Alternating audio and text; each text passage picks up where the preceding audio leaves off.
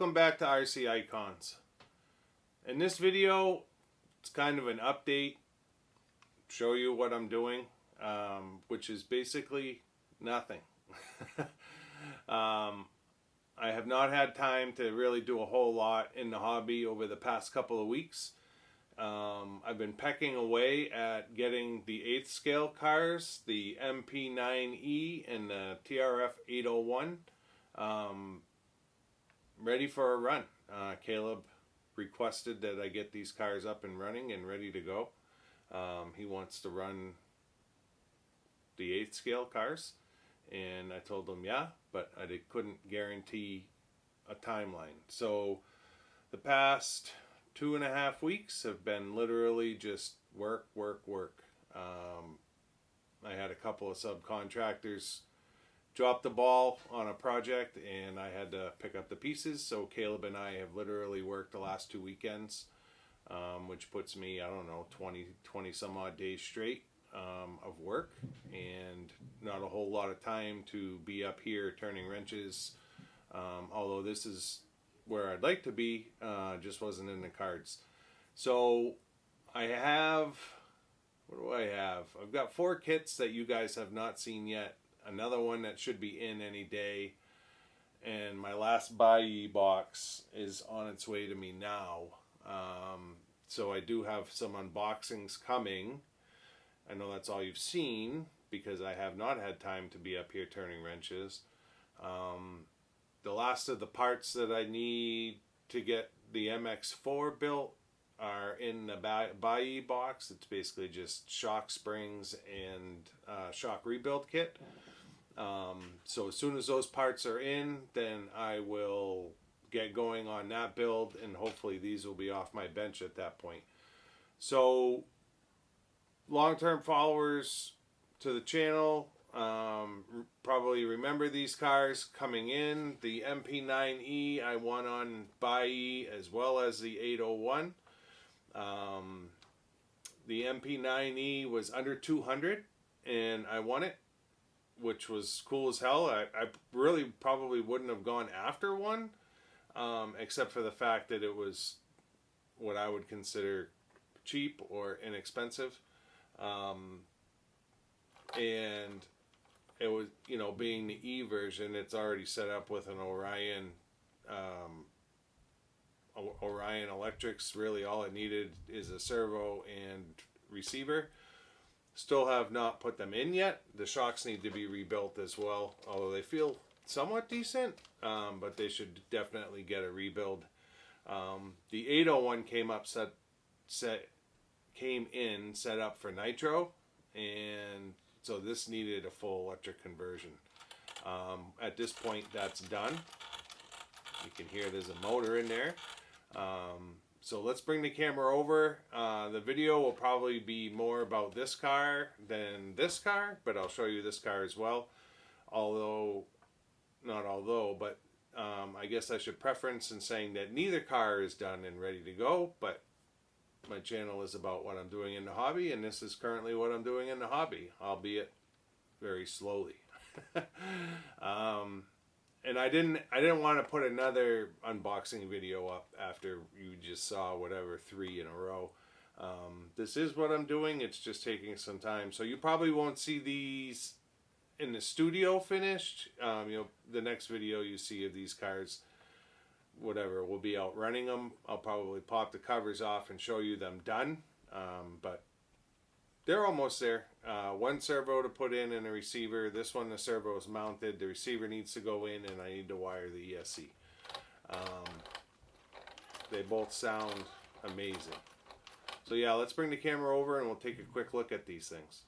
Alright, so I'll show you the 9E first, because then we can get into what kind of had to be done on the 801.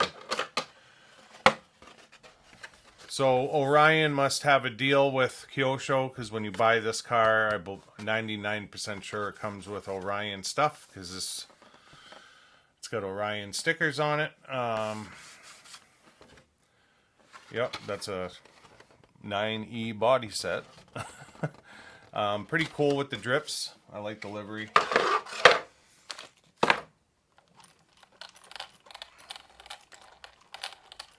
So I'm not sure what the difference is between all the, you know, I think it's an Inferno. They're all Infernos, I think. But they like the Mp9, the Mp10, the Mp9e, right? Most of them are nitro, and the 9e comes from Kyosho as an electric. These cars are big and these cars are heavy. Obviously, 8th scale big bore shocks, fully ball raced steering, servo saver. It's got all of that like bronzy finish on the anodizing, a lot like what the Turbo Ultima chassis look like, or the Optima Mid SE had that bronze chassis look as well.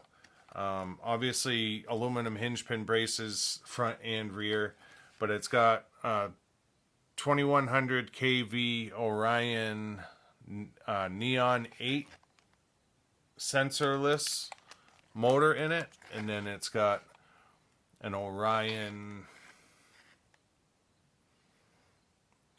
Vortec R8 brushless ESC. I didn't realize they did this up with bullet connectors so that you can change your wires around. But yeah, set up with a Dean's plug. Same configuration essentially as the 801 once you do the electric conversion. And like I said, I got this on buggies for under $200. I think it was $190. Of course, shipping on an 8th scale isn't cheap, but still way under the $500 or $600 that these command brand new. It is a run car. There's some shock oil on the arms, and like I said, the shocks need a quick rebuild, but not a ton of wear on the chassis. Not that I care about that. I bought these to run them. I have an 801 new in box already that will get built for the shelf, so it's not like this has to be all perfect. It's a runner, and this is a runner. So all it needs again is receiver in the receiver box and a servo for the steering. I was gonna buy decent servos for these cars because I always buy cheap servos, but then I thought about it and I'm like, you know what? I'm not racing these cars. They're basically just to kind of bomb around with. I think the low profile servos I usually get are maybe 12 or 14 kg for a 10th scale car. So I just got a 35 kg waterproof servo, metal gear, metal case. It's not a low pro, it's a regular, so that will go in there. I don't know what it's running for a spur and pinion. Obviously it's the typical mod for the tooth count. I forget what it is. But the 801 came in. This one wasn't expensive either. And one of the reasons I bought this car too is it came with an extra body set that's not painted. And you can't find 801 bodies. You just can't. Nobody does a reproduction of it. And they're extremely hard to find. Of course, this has cutouts for the nitro, for the air cleaner, and the actual motor. So I'll probably end up putting some tape or something in there. I don't think it comes cut out. I think you have to cut it out because I don't remember Glenn cutting his out when he built his 801. I think it's just normal. So that other body set will work fine for the shelf. This will work fine for the runner. I may try to section in a piece of Lexan in both spots, but it's hard because it kind of goes over the curve. But cool to have it in box art. That's the 801 box art, which is that yellow, green, and black. Yellow, green, white, and black. So yeah, super cool. And then the conversion that I have for this car, now I have an 801 XT as well, also from buggies, and that came in converted to electric, and it's an HPI conversion. A long time ago when Glenn first did his 801 videos, I bought an 801 conversion kit from RC Monster, and I went to fit it in this car, and it turns out I bought it for the 801 XT. They are different. I'm just an idiot, didn't realize that. Couldn't figure out why the servo mount wouldn't fit in here. And then I realized that they make an 801 XT and an 801, and they are different. And then I'm like, you know what? I bet I have the XT. So I bought the 801. It's 99 bucks. So I ended up buying the 801 from RC Monster conversion. And basically what it does is it takes this radio box and dual servo plate out of the picture. Is it this way? Can't remember which way it sits. I think it sits this way, yeah. So this is basically a receiver box and your two servos for steering and to run your throttle on the nitro setup. So that comes out, and then some of your center diff brackets that hold the bearings, your bearing carrier for your center diff, that comes out, and the motor mount becomes the bearing carrier for the center diff. So I got all that together, and then I figured I got the same servo, 35 kg servo for the steering on this one. This one has a servo saver as well. I put a metal arm servo on here. I'll do the same on that one because it's got a shitty plastic one on there for right now. And then as far as running gear, I went with, because I use all the X-Run XR10 Pros brushless systems in my 10th scales. I figured I would just buy an 8th scale one. A little bit pricey for just kind of bombing around, but they're just effortless as far as putting them together, tuning them, and all that fun stuff. So we got the XR8 Pro, which you can run either censored or sensorless. So that's that, 200 amp. And then I bought the 4268 censored brushless motor in the 1900 kV. I believe they have it up to 2200 as well. But I didn't want to go too crazy with RPM. I figured that one was 2100. I know the spur and pinions are different. The gearing is different between the two cars. But I figured the 1900 would be fine. In worst case, if I need more speed, which I don't think I will, especially if we're running 4S, we'll probably start them out with 3S and see how they do. But if I run 4S, I can always gear it for more speed.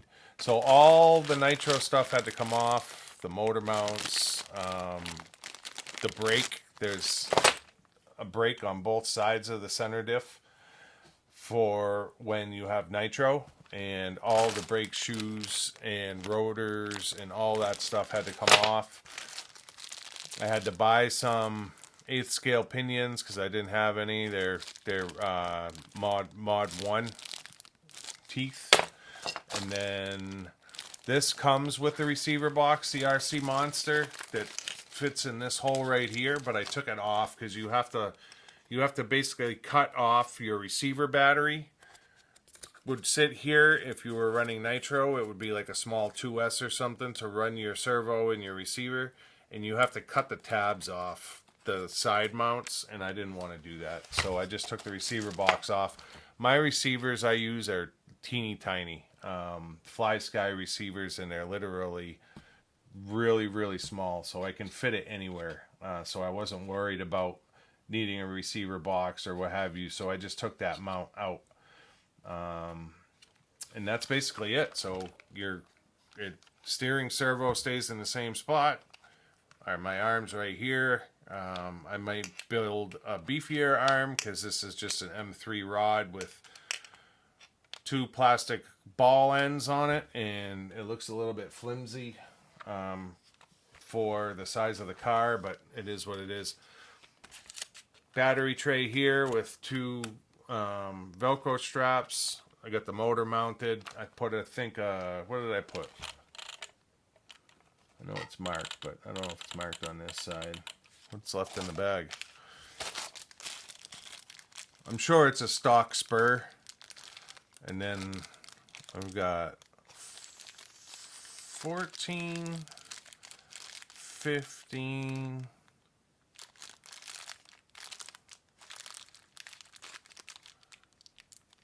11, and 12. So I got a 13 tooth pinion on there. And then the receiver will mount right here with double-sided tape once I get some wires soldered up on there. And then I will put the on-off switch right next to it so it sits like this. And the wires are plenty long enough for me to get to wherever I decide to put that receiver. The servo wire came in and it's literally 15 inches long, so that's plenty big. I haven't decided where the receiver is going to go, but it's so small it might go up front here, and I got plenty of room to get it in, even if I have to turn this ESC around. It would be more about just getting the cable run in a manageable way. And then the sensor wire.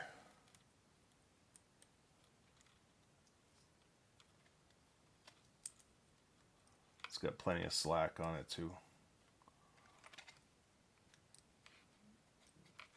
If I get it plugged in the right way. There we go. Plenty of slack on that too to go over that center drive shaft. If doesn't matter which direction I put it. It's got plenty of space. So that's kind of it. That's what I've been working on. Nothing crazy. Maybe another hour or so and I'll have these two cars kind of ready to go. I shouldn't say that. An hour doing electrics and probably a couple hours rebuilding all 8 shocks. Sounds good. Sounds like it's ready to rip. So at some point you guys will see a running video of these. I don't know if I'll run them on my track or not. They're kind of big cars for my track. We may try them on like a 3S. Definitely wouldn't run them on 4S. Just to kind of see, maybe help rip the track up a little bit, just because it hasn't been used in a while. I'm trying to find a spot that's got like there's no real BMX tracks that I know of around me and or dirt bike tracks. But if I can find something like that, then we'll definitely, run it in that scenario.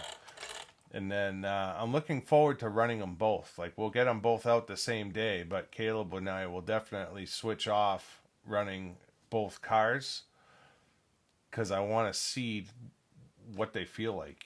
Does the Kyosho feel exactly like the 801? I have no idea. I've never run an 8th scale buggy before, so really looking forward to it. I've had these cars a year at this point and still have not cut them out, so he's pushing me to do it, and I'm glad that he is.